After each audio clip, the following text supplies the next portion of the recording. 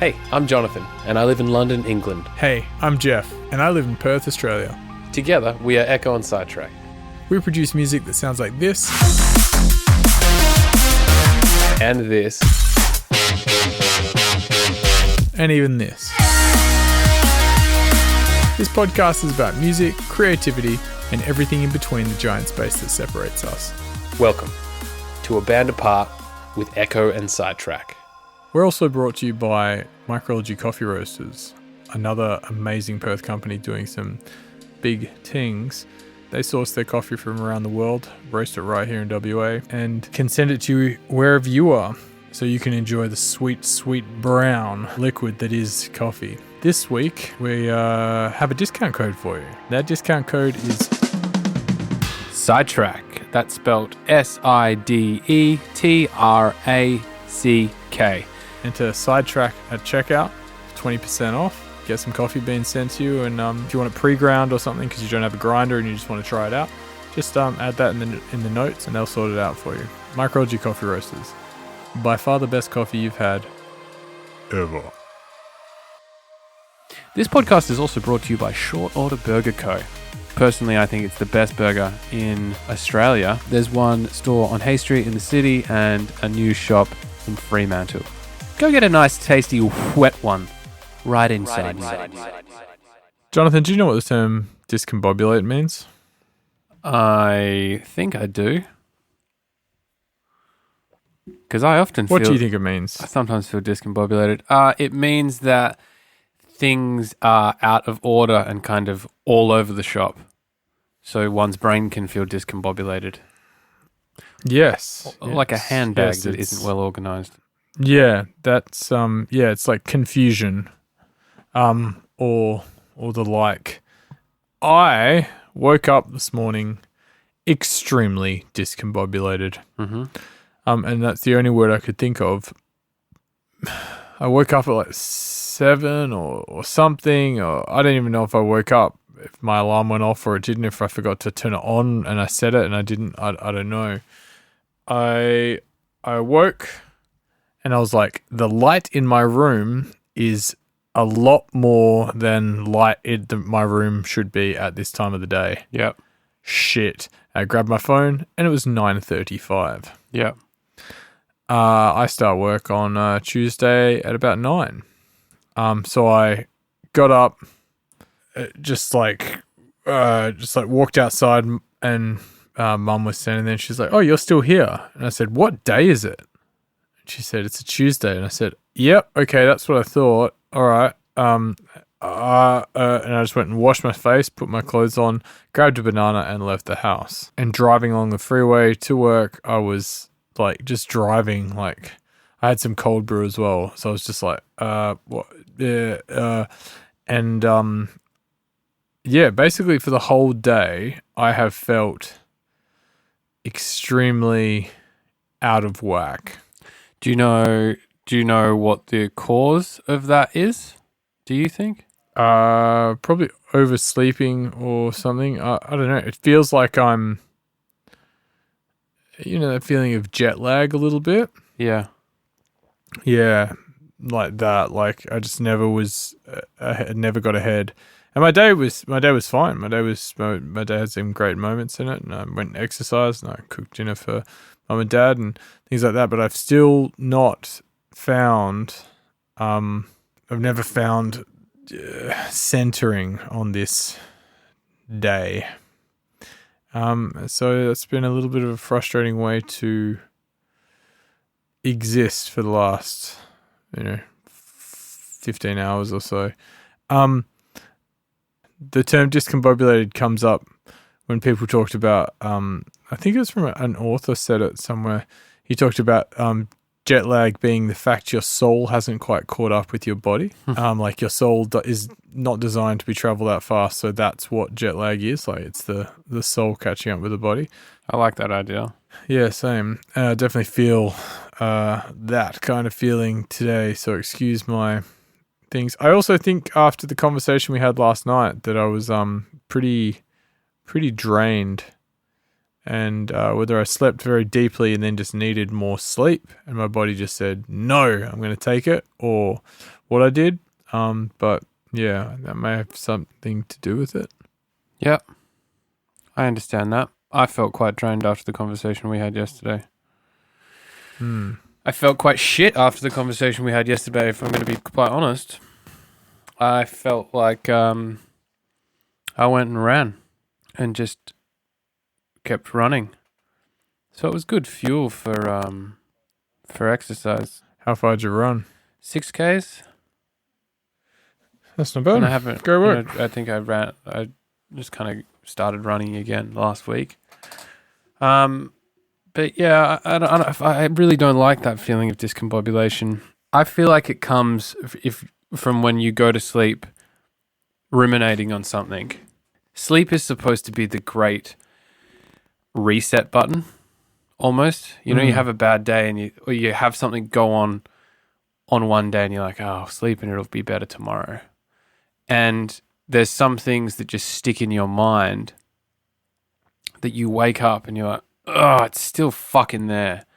And then you've got this kind of leftover frustration because the thing is still in your mind and you've been ruminating. It's almost like you've just been thinking about it when you've been sleeping. It's supposed to be getting good rest. So it's still there, and then it has impacted your day. And I think when that happens, it's quite difficult to turn that day around. Like I do believe you can turn a bad day into a good day. But when there's something that is kind of sticking in your mind like that, I think I personally find it quite hard to turn it around, because it's like the foundation of that day is weak and a bit covered in shit. Yeah, I definitely didn't try and do too much. Like even when I exercised though, I was I just felt a bit like off and weak and a bit sluggish and like nothing was working. So I just kind of said like, oh, that's what this is. I'm not going to get angry at it. I'm just going to do some lighter weights, throw some kettlebells around, do some things, rather than try and push myself, because I knew that I just wasn't in that zone. I would, times like that, I'd be interested to see what my like heart rate variability is and things like that. So I would have preferred to have would have worked doing some like yoga or something like that. But yeah, I don't know, even just getting out of bed and being like, "Rah," and just like not being able to do some of my morning routine. One of which is have a fucking shower. So I've still got that, that crust that sits on you. That's not even a crust. It's just a slight feeling of like Grease. I've been asleep. It's a grease. We shower quite a lot as well. I fucking love showers. Morning and night. Oh, not every night, but yeah, most. But yeah, that's kind of how I started my day, and that's how my day's going. And I don't think it's been it's not been a bad day. It's just been a day where I've been like, okay, well, let's try not to do anything too complicated today. And because I know that'll just be a bit of an extra challenge, I suppose. But we kind of did do something complicated today, didn't we, Jonathan? We did. We released a piece of music. We did. This one is one you might recognize. It's Paper Birds, but it has been reimagined by the illustrious Ruth Royal in an acoustic version. And it's a lovely little take on it. Something a little bit more somber. And I think it has a bit of a different energy, doesn't it, to the original? Most Jonathan? definitely. Like I think I said it to you when we were talking about it yesterday. This song was always imagined as before we had the vocal on it, we wanted it to have this kind of folk edge.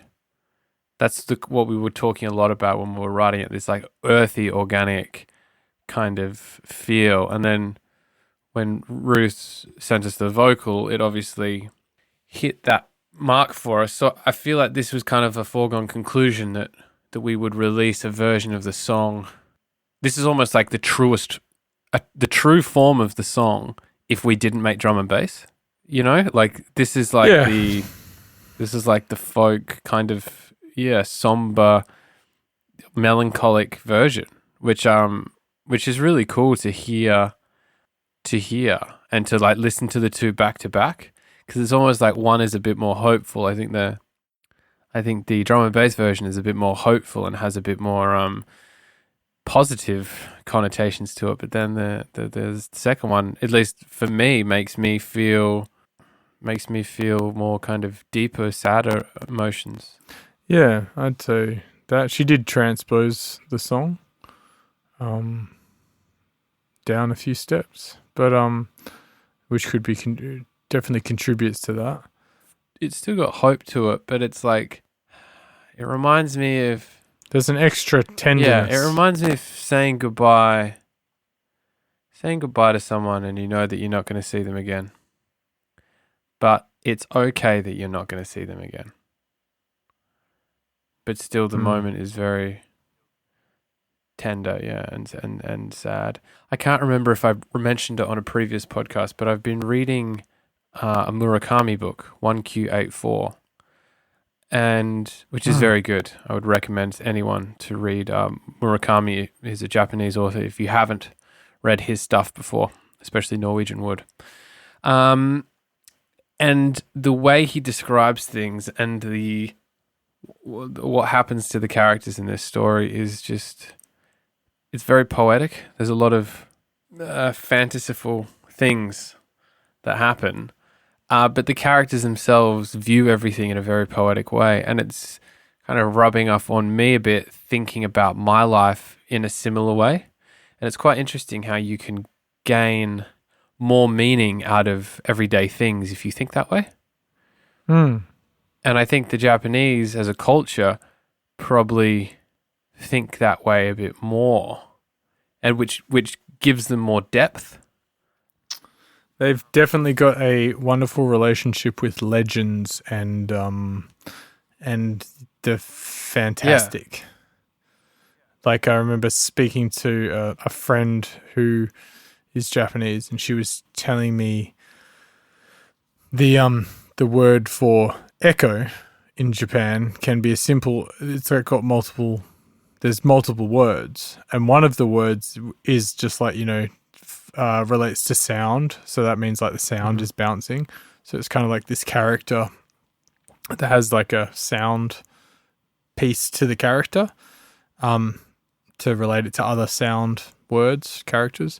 And then there's one that's like a little bit more spiritual, fantastic. And the word, I can't remember what it was, but the word describes the animals in these like little animals in the forest.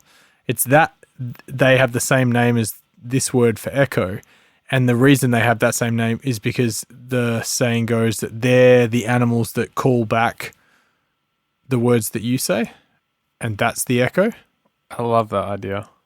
Yeah, so there's multiple things, and like that's, if you said them, there'd be different meanings. Yeah, all of them would be reasonable and stuff like that. So already you can tell they have this relationship. Yeah, I don't know. Maybe the lines between reality and the fanciful are a bit more blurred, and that's almost like childlike. It's beautiful. Yeah, it is. It's really beautiful. I'm trying to think of an example in this book. Basically, this, not to give you any spoilers, but one person... Don't give me any spoilers because I want to read it. One person is living in 1Q84, and in a dialogue, she's like, well, I guess...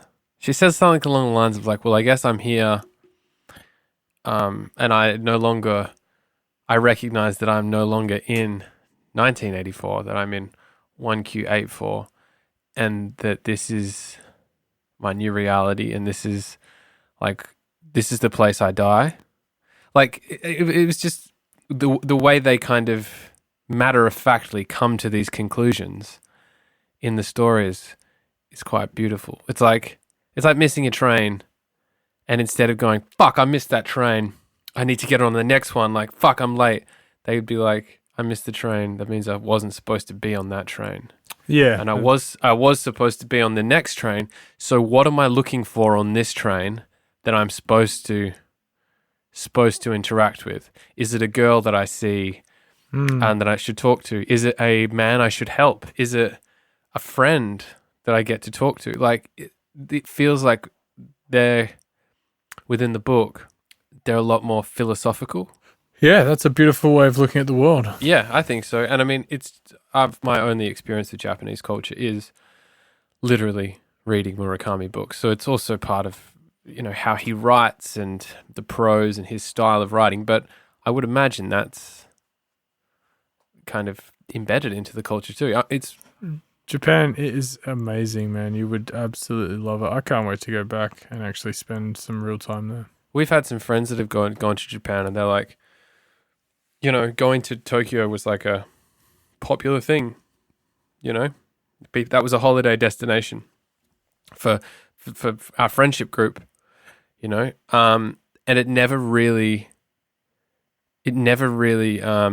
fascinated me that much until the last 2 years, and I'm growing more and more fascinated with it, and now want to go to Japan. Seeing you go and hearing you talk about it made me more interested as well. I also think your mates might have done things differently to how you'd want to do it. Like it's very much a place that you could spend some real adventure time in. Like, yeah, what are we going to do? Like, I just want to explore the streets and see what happens. Yeah. And I think that's the way to do it. And you would really appreciate that kind of adventure and whimsical nature. I mean, even something like Lost in Translation has a whimsical beauty to it.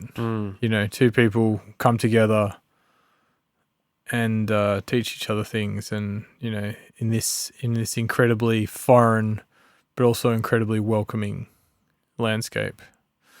I think it's an amazing place. Now, like I said, can't wait to go back, and maybe we can go together, or maybe you can go and find your own fairy demon. I'd like to go. That'd be cool to meet in Japan. That would be cool. When we can travel again, maybe that's something we can work out. I heard a really lovely story. You just talking about trains reminded me. If you've got a minute, I'll tell it. I heard it on a Tara Brock conversation. She was talking about the stories that we wrap ourselves in and how they can block out some of the real world. And she had a little story about kindness that I thought was really, really nice. And I'll say here, just because that's the mood I'm in. A young man was living in London at the time, partying with his mates, and he would often not answer the phone for fear of that it was the police wanting to kick them out of their apartment, or the neighbours yelling at them or something like that. So the phone would often go unanswered. But one night, on particular evening, the phone rang very quickly in succession, and someone else answered, and they said, "It's your dad." And he picked it up, this young guy, and his dad said, "I'm so glad we got in touch with you. Your mother's extremely sick. The doctors don't expect her to see through the night. I think you should come home." And at the time, he was living in London, and he needed to get home to Leeds. So he said, "Yeah, I'll be there." Fuck, okay, all right, and threw some things in a bag. Checked the train timetable. This is probably sometime in the 80s or the early 90s or something. This story comes from, and he noticed that he'd missed the last train to Leeds.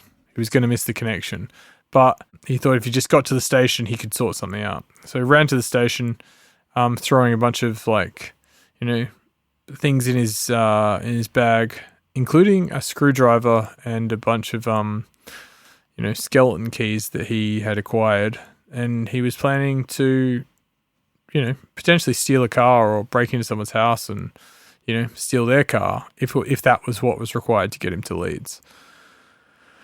So he got to the train station and noticed he's missed the Leeds train, but he could get as far north as a place called Peterborough.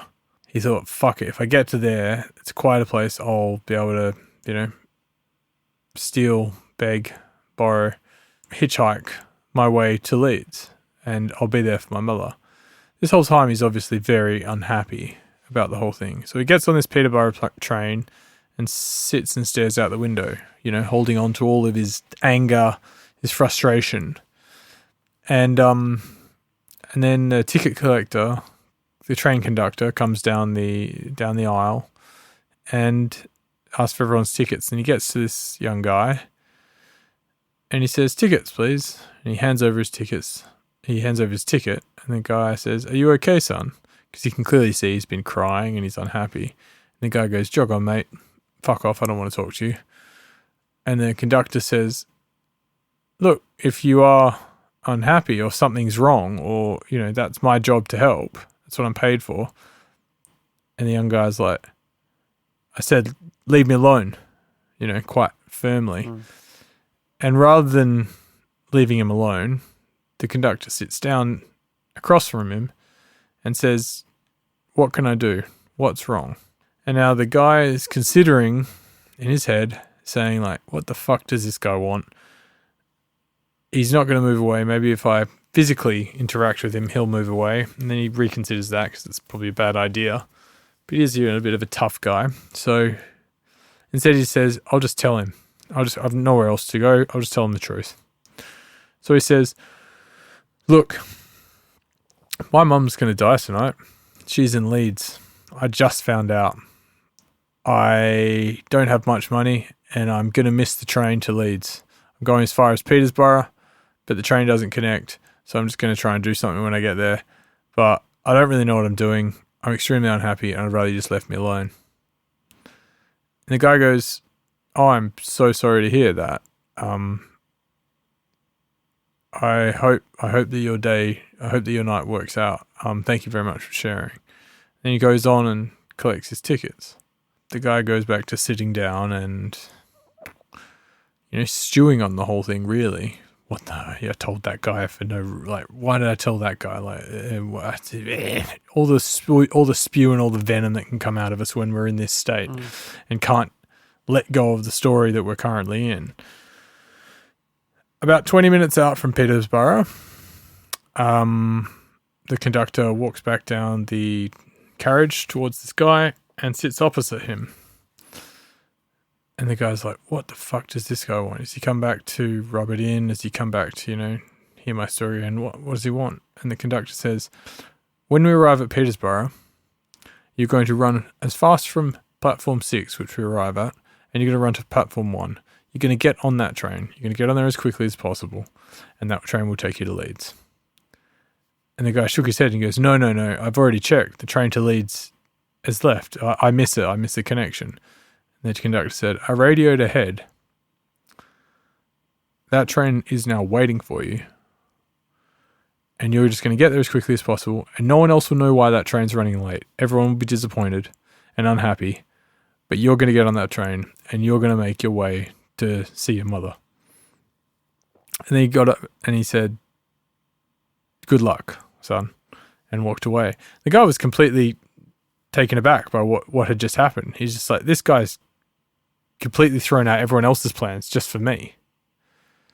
And so he chased after him down the carriage and he said, he starts pulling out his wallet and his money and says, "What can I give you? Please, thank you. What can I say? I can't believe you've done that." And the guy says, "You don't have to do anything. You don't have to, thank you. But you don't have to give me anything. Just next time you see someone in a situation, help them. And do what I did for you, for them. And that way, the world would be a better place." And this guy took that. He saw his mother that night. She did die, but he made it because of the kindness of this absolute stranger who wanted nothing. That guy went on to create, I don't know what the actual association or whatever he's done is. I think he's an author somewhere. He does these random acts of kindness, and he always encourages people just to do more in return, because he just keeps following that same principle that this conductor did, who didn't have to help him at all, but chose to act out of pure kindness to turn this guy's life and day around. And I think that was a really lovely little story. That is a beautiful story. I think people were kinder and nicer to each other and more aware of when people weren't doing well and helped them in little ways. The world would definitely be a better place. But some people won't admit they're not doing well. No. For fear of being, I don't know, like let down almost. You know, it's tough to be vulnerable, and then to admit you need help is to literally hold out your arms and be like, can you help me? You're putting everything out on the line, and that because the person that you're holding your arms out to can just go, no, or why do you need help? Or, you know, everything. It's risky. Yeah, I think the kind of kindness that was shown in that story is something that I know you can try and catch yourself and like remind yourself like of those little moments and be like, how can I help? What can I do? Rather than fuck off. Like, I don't want to help you shit. And I told someone this evening to fuck off, stop asking me questions. And then I ended up just saying the things that I wanted to say, and it was actually far more helpful. But I kind of had to go through the fuck off moment to get there, perhaps, because, you know, there was something that was frustrating me, or, you know, again, this feeling of discombobulation. I realized by sharing it, I was in a better place, and that age-old adage of a problem shared is a problem halved really came to be. And you got all that out of me, Jonathan, because you mentioned trains. I wonder what I would have got if I'd mentioned planes. There was a man flying to Tennessee. He was caught between a rock and a hard place. Thank you for sharing. No problems. It's a beautiful story and a nice, positive sentiment to take away and apply to my day. Yeah, I hope you can. To keep the positive sentiments going, as we do, we wanted to give a bit of a shout out to our brothers in New Zealand, Lee Matthews. Yes. The boys won the Aotearoa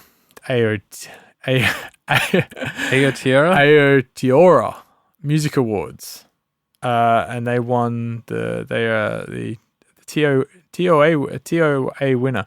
I butcher so many Kiwi words. I remember being in Owakani. I know it's still not Owakani. It is Owakani. But that's no. I thought it was. I thought it wasn't Owakani, and Owakani is just the thing that's stuck in my hand. Either way, the boys won quite a prestigious music award in New Zealand, and they just continue going from strength to strength. And we just want to say a big congratulations and lots of love and hugs and kisses to the very, very talented Lee Matthews lads. You are beautiful, beautiful souls, and we can't wait to embrace you both at some point in the future. Well done. I mean, it's so sick that New Zealand has an award ceremony that recognises drum and bass to such a large extent, and that they won it. That's amazing. Yeah, it's incredible, man. It's a huge milestone, and they deserve it. They work so hard, and they're really doing it. I also had, you know, continuing on, I suppose slightly from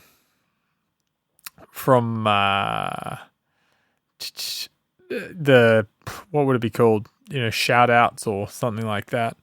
I got a very strange, you know, you get tagged in things on Instagram and you're like, who has tagged me in this? Like, who is this person that just shared this thing? Yeah. Today I noticed someone wrote us a message with a screenshot of their computer, and it had a picture of the Skank and Bass DJ set we played, the live stream In 2017. in 2017, and they just said still listening after many, many years, and a thumbs up. And I was like, whoa, man, thank you very much. And what's even a little bit stranger than them still loving that mix, which is a great set. I think that's a real journey set from us. Do you want to set? Actually, I'll just tell you this strange fact, and then you can tell the listener the story behind that. Do you remember the lead up to that? I do. How I do fucking remember the lead up. hot we were. So that came from an Instagram, which would be at Detector Network, and I was like, "What's the Detector Network?"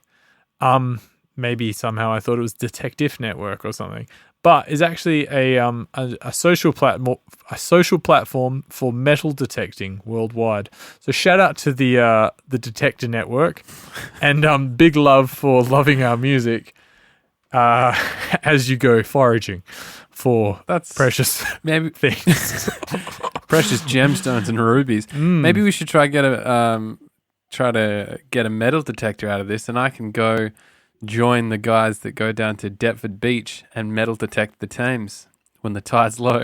Do they do that? Yeah. That'd be a hotbed of activity. I can imagine if people throw things into the Thames all the time. Bodies. A lot of bodies. Yeah, so that was 2017. If I remember the day correctly, we had just gone to the studio with Rob. Yes. And we were outside of London. And the plan was to kind of like hang out there and then make our way into London, play the show, and then, continue our evening. Yeah, so we were playing a Skank and Bass live stream at Work Bar with, it was us, Hillsdom, LSB, a few other. No, not Hillsdom. Yeah, it Hillsdom was. That was Viper. That was the Viper Work Bar. We did two streams at Work Bar. The Viper one and the Skank and Bass one. The Skank and Bass one was the one we did with Ill Truth with the guys that were playing before us. Ill Truth, yes, Spy, LSB, and someone else. Either way, we had to be there for 6, and we were outside of London, not too far in South London. We got on a train, and it was hot. It was a summer's day. It was a summer's day in London, and we got on the train. We were starting to sweat. We still had an hour and a half, and we had to get into Angel. It's an hour train ride, and the train stopped a few times. And we asked Rob, like, why is it stopping? He's like, sometimes it just stops when it's hot. And it was getting to the point. The train had stopped a few times, and then we were looking at our clock, and then like kept refreshing Google Maps and like, fuck, are we going to get there on time? And the time kept getting longer and longer. We were also sitting there like, fuck, I don't have any water. There's people, the classic English people sitting on a train. Like there were some people sitting on the ground, like, open the windows. And those tiny little like windows barely open. There was a person with everyone turned their object into a fan in their hands. Yeah, as it was getting tighter and tighter, we ended up running, like getting off that train, I don't know where, but then getting on a tube, and then the tube was hot, and then we were running. And that was the first time we were in London for 4 years, I'm pretty sure. This is because we've kind of been back every year since, apart from one. That was the first time we'd come over and done some shows, and this was quite a special show, So we got there, and like I remember Seb's messaging us like, how far are you guys? How far are you guys? And we literally arrived, got in. So sweaty. Work Bar itself was sweaty as well. There was like sweat on the fucking roof. It's quite a small place and like a low ceiling. And I remember arriving and like putting our bag down and just like stepping up to the deck straight away. I think even in the video, you can see that we're slightly frazzled. We asked for a beer straight off the bat. We just grabbed two Heinekens or something. We just grabbed them, went straight down there and just like started, okay, cool. All right, what are we going to... Oh, all right, straight into it. Do you remember preparing that set was somewhat of an ordeal the night before? Yeah, because we were at Byron's house in Wimbledon. It's funny how you think like, oh, this matters so much. It's being streamed. We're playing for Seb. We want to do well, blah, blah, blah, blah. And then like the effort we put into it shows because still 3 years later, someone who runs a metal detector company, is still like, big ups. This tune's sick. This mix is sick. Sorry. Yeah. You almost kind of forget about it and you reflect on it. You're like, oh yeah, we did that. Like, That had some fun tunes in it. I think the fun tunes. The intro is the Daylight by Brooks Brothers. Daybreak. No, not Daybreak. Daybreak. Sequence. It's called Daybreak though, I think. Daybreak. Yeah. Such a big tune. It's a skyscraper. Oh. One of the greatest mixes I think we've ever come up with. There's been some doozies, but that is a fucking big mix starter. It's not a big like bang starter. You're in for a little roll. Like we that set hit some moments as well as like went deeper and stuff. We should design another set with like that. We rewound Going Hard. Yeah, because Chenille, shout out to Chenille. Chenille was in the crowd. That's right. And Chenille he wanted wound it back. Did he wind it back or did we wind it back because he wanted to wind it back because and then was that the same night that there was a fight that broke out or was that at the Viper one? I think that was at the Viper one. Because the same trip we did a Viper stream with Scientific Hillsdom. Tantrum Desire, yeah, Jay. And then there was a fight that broke out. I think they spilled I think it was two girls. Two girls went at it on the dance floor. Yeah, and the beer came over the CDJ. It was either the Viper one or that one. So check it out. I'm sure it's also probably on the Skank and Bass YouTube channel somewhere. Yeah. Skank and Bass, Echo and Sidetrack at Work Bar. Look that up and get it in. Yeah. To continue on from our Cameo conversation the other week, Jono. I'm getting ads for Cameo, by the way, in my Facebook Messenger. Of course you are, because you searched for it. We got asked the other week by someone, a fan from New Zealand, to make a little video for her partner for his birthday. So that's our own little Cameo experience. Really? Should we be talking about this on the podcast? Yeah, I'm not saying who it is, but yeah, it's a fun little idea. And I'd kind of missed the message, and I went back today because that person commented on something else. And I was like, oh my gosh, I completely missed this. Yeah, like, I'd love to. I'll speak to John about it. But then it just made me think like... Private Cameo.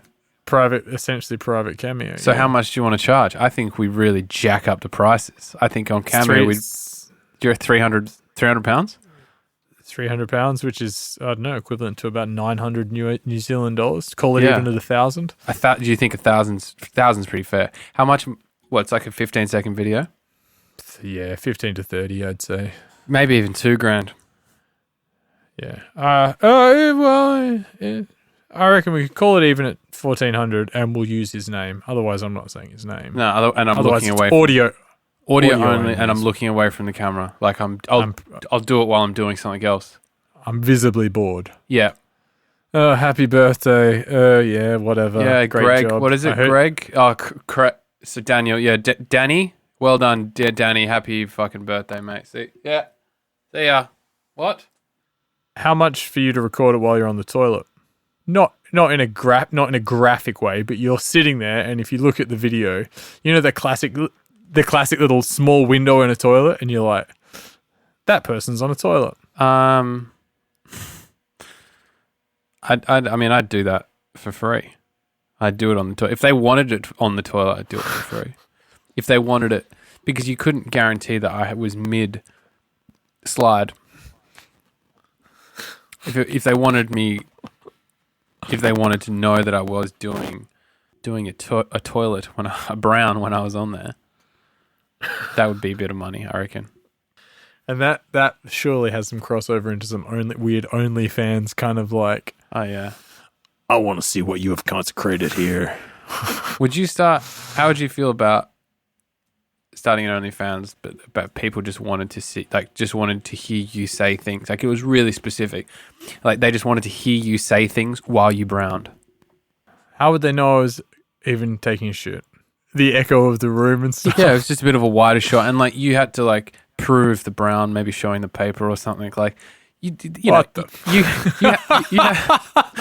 You had to prove that you were on the toilet. But if there was a market for it, I don't think there is a market, and especially probably not a market. I guarantee you, there's a fucking market. Not with people that we know. Yeah, not for drum. I don't think for drum, but I don't think there's a portion of our fans that want to see us brown while we hum our own tunes or anything. But like, if there was, would you do that?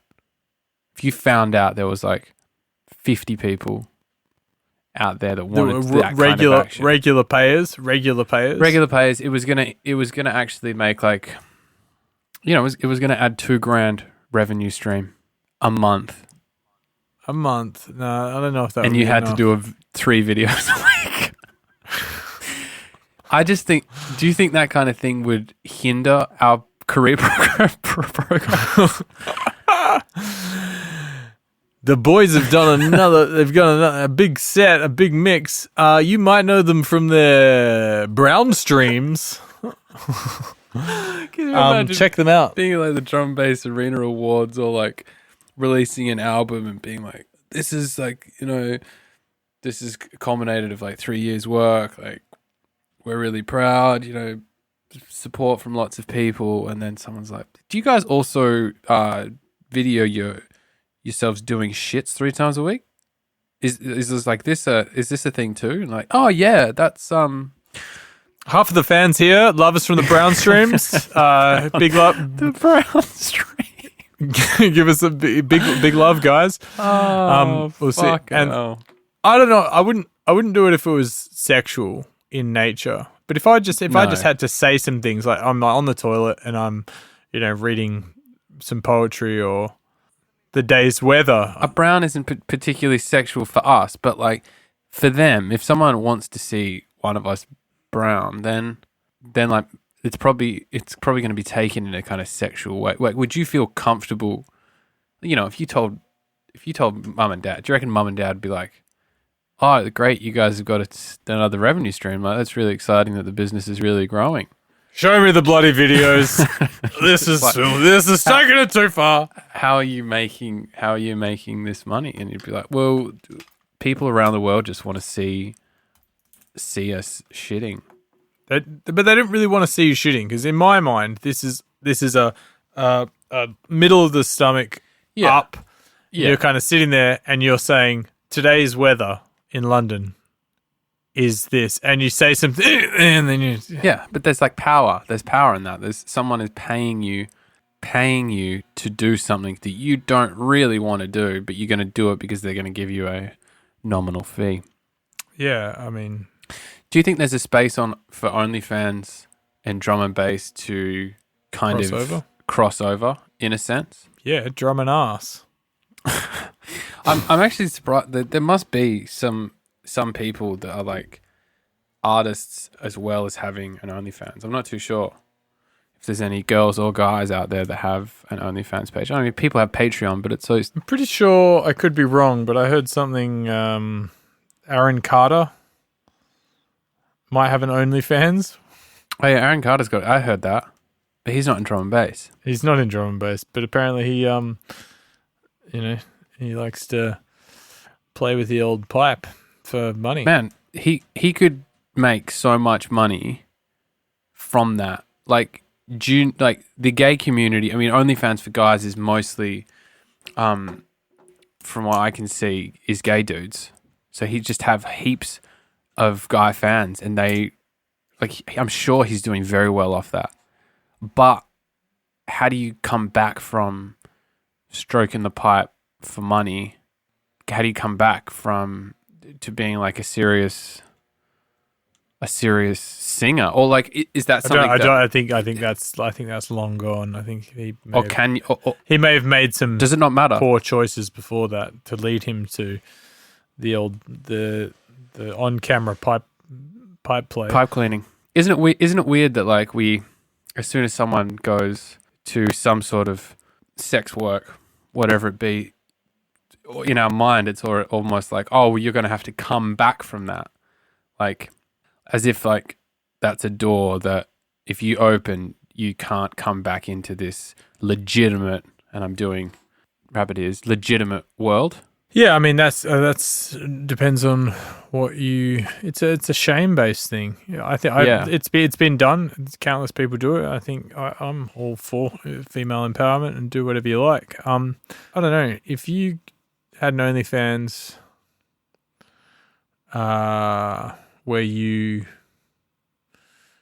had you could be making bank, but you do open yourself up to a world of all sorts of things happening. Anything from like having obsessed kind of fans to doing things that you kind of do, and then you're like, well, maybe I didn't really want to do that. But one of the things with OnlyFans is like you can say I don't want to do that, and the video is, no one's doing it to you potentially. Maybe it's just you doing something for a person, and that's their video to have for them. But then if you become a public enough figure, then people see you in the wild. You have to be, the way things are connected these days, you got to be okay with doing that. Like it'd be very hard to do porn, say for example, and then just be like, oh, it's something I did for 2 years and made some money and got out of. Like it's probably going to come up. Someone's going to have seen you, and it's it's a digital footprint that you have to be able to live with. And some people can do it better than others, and some people, I think it's just a shame thing, and shame is a wonderfully complex human emotion. Shame is also such a powerful emotion. It's so embedded into us. But it requires other people to feel shame, because actually no, it doesn't, because you can feel shame, but then like some of that shame is being concerned with what other people might think. And there's also some people out there that go, I have no shame, but really it's just like putting on a brave face often. There's also different, you can have no shame and be comfortable standing naked in front of someone, so you're not shameful about your body. But then you can hear about a friend that's started an OnlyFans account, and then you can be judgmental of them, and you might not think that's shame, but that's actually, you're kind of shaming them because you're ashamed about something about yourself. Like I know people, we know people that have OnlyFans accounts, and I think it's great. Like, fucking do it. If you can do it, do it. Like, I'm so... I wouldn't be spreading my B for cash, but that's only because I've got another way to make money, and also I don't think my B is... Your B is beautiful. Your B is beautiful, big man. You're beautiful, it's true. But yeah, like, I think it's great that there's an avenue, but it's like you sometimes hear... I've had conversations with people, and they're like, "Oh, you know who's like stripping at the moment?" Or like, who where she works, and there's like shame, and there's like, "Oh my god, this person's a stripper," or "This person's skimpy," or something. But what I just say is like, good on them. That's great. That's what they want to do, and they're like, fucking. I wish I was that comfortable that I could do that.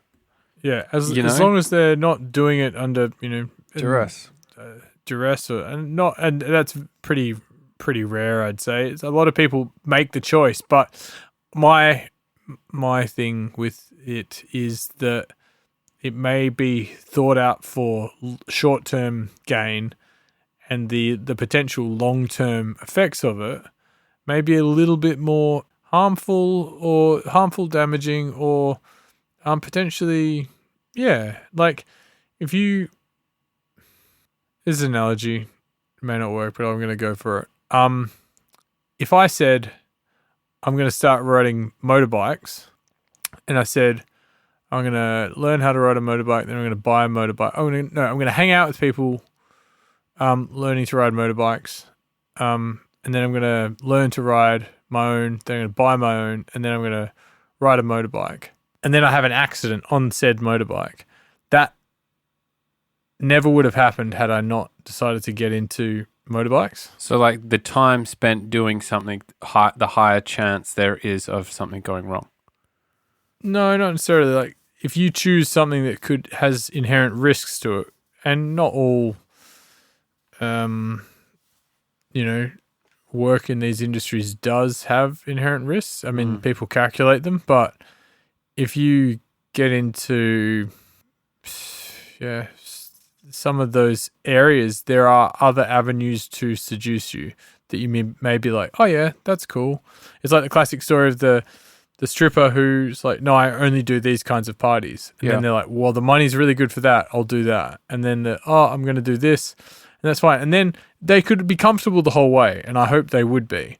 But they might go like, oh, wait, I thought I was only going to do this. And then you end up doing things that maybe you weren't quite comfortable with. But maybe you convinced yourself at the time you were more comfortable to do them. But maybe you've slipped. I don't know. I think those risks probably exist in every industry. I mean, in our industry, absolutely. In our, but I guess they're more around sex. It's more of like a personal thing. So it's more closer to the surface with those. And there's also the shame of like sharing it with other people. What I was going to say about shame is like if someone, was talking about an example. I know someone that's a stripper. One of my friends says to me, oh, did you hear that so-and-so is a stripper now? What they're looking for in that instance is like, let us be together. Like, let us join in shaming this person because I want you to reinforce my shame that I feel. And then they say that to me and then I go, oh, that's really good. I'm not good for her. I'm not taking part in your shame because I don't feel shame about it. Then that forces them to re-look at how they feel about it. And they're like, oh, yeah, well, like, it's good, but like, like they struggle with it. Yeah, absolutely. And I think that's often there's a lot of things that people do to just try and get another person on board to reinforce their own feelings. And that can work positively, but often it can be negative. It's almost like, light the torches. Let's see if we can go burn the witch. Like, she's a witch. Did you hear she's a witch? She is a witch. She's absolutely a witch. Yet more people, all of a sudden, everyone's convinced the person's a witch or a stripper or whatever. And they can, make someone feel bad for something they don't actually feel bad for at the moment, nor should they feel bad about it. I follow a girl, a woman. A woman? A woman. I follow a woman on Instagram. That's fucking nuts, man. Sake, I don't know. I have to go deal with this fucking shit. Sorry, can you just hold on a sec? All right, I'll talk amongst myself. There's a really interesting book by John Ronson called So You've Been Publicly Shamed. I haven't read the book, but I have listened to him on a podcast with Joe Rogan, and he had some incredible insights about shaming. It would have been like 3 or 4 years ago now, but if you Google John Ronson and Joe Rogan, he'll pop up and you can learn about some shaming stuff. It talks about people being, it starts to touch on the whole cancel culture as well of people being shamed into being cancelled. And John Ronson since has done some pretty amazing documentaries. He did one with Audible that's available as a podcast as well, called The Butterfly Effect, which is about the impact of internet porn on the world, essentially. But one of the major things he looks at is like not just internet porn. He says, what about when internet porn became free? So with whether it was Pornhub or UJizz, or I'm trying to think of the exact one he was talking about. But essentially, he over the 6 episodes it talks about the various knock-on effects of. Basically, he gives the the rundown of how this person came to own this porn aggregator and how he was able to have porn for free. But he was able to generate ad revenue from it. And then how that affected everything from the actors and actresses on the ground making pornography. Internet searches.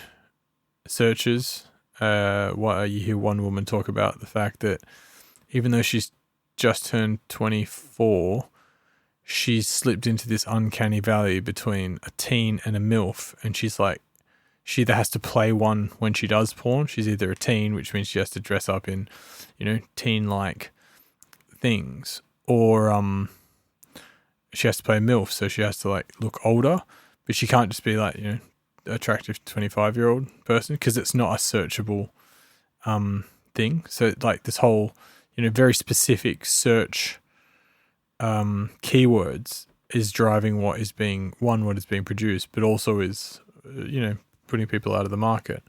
And it also talks about the use of porn and how people are using it, how it's impacting sexual development in people. And also, I think one of the episodes touches on how a young mentally challenged child sent some porn to a girl because that's how he thought he could show that he cared about her, because he thought that was what this was about. And her parents found it, and how they reacted, and how it completely changed this young guy's life because he didn't understand really what he'd sent and stuff. And so it's an incredibly eye-opening and quite sad podcast. But the whole series is really interesting, and it makes you really wonder about this industry that we attach so much, what's the word?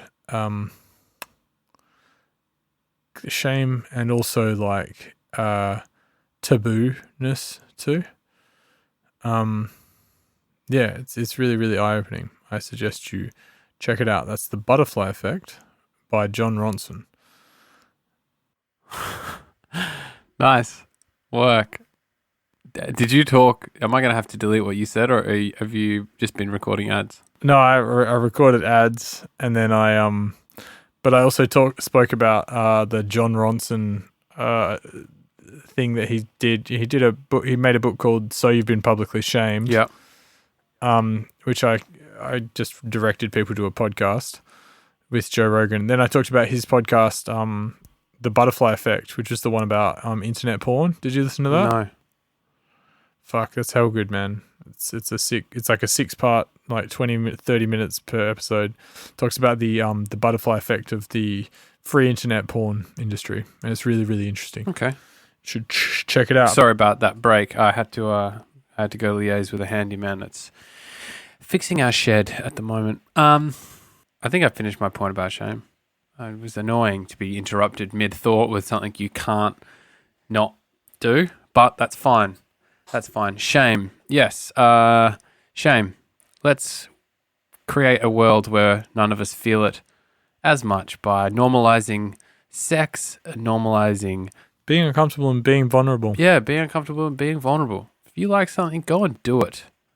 As long as it doesn't hurt anyone. There's, I think, Dan Savage, who's a famous author and like personality. I think he has a radio show. I think he's a pretty well-known gay author. He suggested after the spate of like celebrity nude things, and people would get like or like iCloud hacking, all that kind of stuff. He said, what if once a year everyone posted a photo of themselves naked? Yeah, it would completely normalize nudity. No one would have anything over anyone else, and we'd all like, it would just become, it'd be way less taboo and kind of fun. And like, maybe you don't have to be like, big rods out, and like, there shouldn't be graphic images. They should just be like, this is the human body, we all have one, kind of things. If everyone did it on a certain day, it would just normalize and also like just make for less of a shameful society. I think that would be a great idea. Let's start it. Let's just post a photo of ourselves nude from our Facebook. Imagine that. 2 nude brothers playing in a park. Like me pushing you on a swing or something. If you were going to do it, what would your pose be? Would you just be standing there? You'd have to get a bit of a... Oh, I'd be bent over and then looking back over my shoulder. And push your balls between your legs. And I'd be giving the gun fingers. Yeah. I'd probably do peace sign and then cup the undercarriage of my scrum and push it forward so each one of my balls kind of framed the trunk of my penis. And you could draw little eyes on it so it looked like some sort of a bird. I'd have fun with it. I'd also probably have to warm it up a little, if you will. Sit it in a slight, a pint of salted water. Yeah, I mean, we all know salt water gives the penis a nice sheen. I think someone who's doing quite well with a similar kind of thing, but probably not as erotic or as extreme. Someone's doing some cutting in my backyard, so sorry about that noise. Is Ruth. Ruth Royal is with her Keeping It Real campaign. She started... Yeah, she's just the way like we've gone from you literally holding your fucking balls, and you're like, oh wait, actually, someone is doing this in a far more. It's funny, less graphic. She's doing it in a far less graphic and probably more meaningful way. Let's be honest. Oh, way more meaningful. Where she's like, the beauty standards put on women on social media is bullshit. And it affects mental health in women, especially like young girls growing up with social media. So I think, I can't remember exactly, but she basically posted, she's going to start posting photos of like without makeup and what she looks like in the morning. And like, I think she posted a bikini photo and she's like, this is what I look like in a bikini. This is like normal. This is basically normalizing normality. It's called Keeping It Real. She has a podcast now. Keep it real. Keep It Real. Sorry about that, Ruth.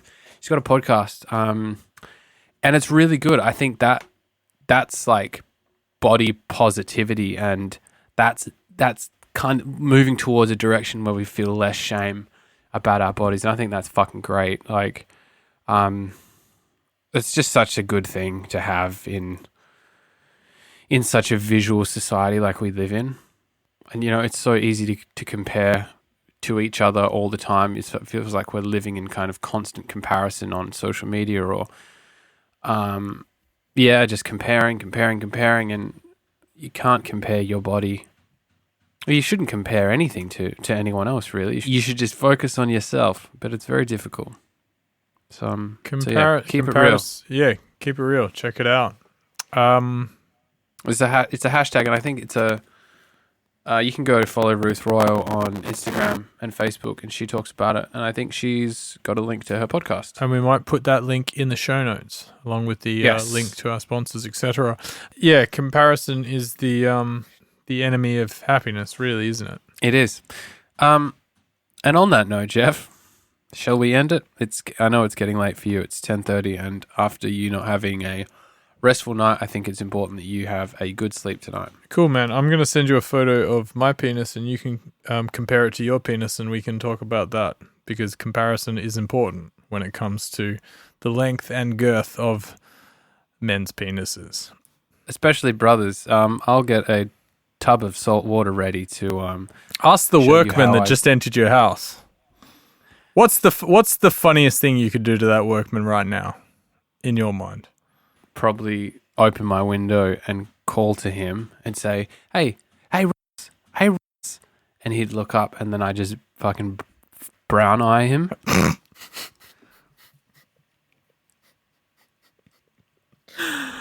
From the upper window. looking down. The fact that you just met him as well, like, yeah, no worries, I'll let you in. And then you just like, oh, hey, man. And he's like, oh, maybe he's going to give me a cup of tea. No, he's going to show me his asshole. And then just like turn around and be like, no shame. Don't shame me, you animal. And then you don't let him in the house. You stay out there until you show me your butthole. You could be the most annoying client that guy has ever dealt with. Imagine. I think about... I just don't think I have that in me. I hear about like horror stories from people that have... That's mostly people that don't pay bills and like beat people up. It's like horror story. Man shows his butthole and then makes him a ham sandwich and then leaves it on the other side of the locked door until he sees other man's butthole in shame pyramid. Drum and bass producer with OnlyFans. It's a long headline. Nude photos with his brother revealed. You could just make an absolute like mockery and see how far you could take your career and like go off course. Yeah. With it. Anyway, let's share photos of our penis on January 1st to the rest of the world. Maybe that should be our next artwork for our next release. But we'll put like a mirror effect on it so it doesn't look like a penis. I reckon you put a mirror effect on it so it looks 3 times as long. You know how like you and also it adds another dimension to it. Oh man, that's so bent and crazy. That's my penis. My penis has transcended the 4th dimension. It's like the end scene in Interstellar, except that's your penis. My penis 4th dimension is love, Jonathan. And that's what comes out. Oh. It's good to have these conversations because we start with quite a somber chat talking about our new tune, which is highly emotional and makes us feel things. We talk about your discombobulated day, and then we end by losing our sponsors. Yeah, and talking about dicks and buttholes and showing workmen our buttholes but I mean that's this is what vulnerability and less shame looks like. It's 2 brothers laughing and joking about their bodies because they're comfortable. And so we also make drum and bass.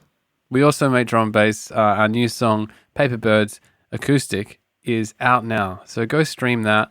Feel emotions. Also, if you're around in the Perth region or down south from Perth, I have a show this weekend at the Prince down in Bunbury. Let's go and party. Oh, regional set. That's exciting. Yeah, it's going to be a fun one. So come on down, let's party. Is Fendi going to come down with you? I hope he is, and if he had a family thing on, but I promised him it would be a pretty quick turnaround. Maybe some sort of a less than 24-hour sequence.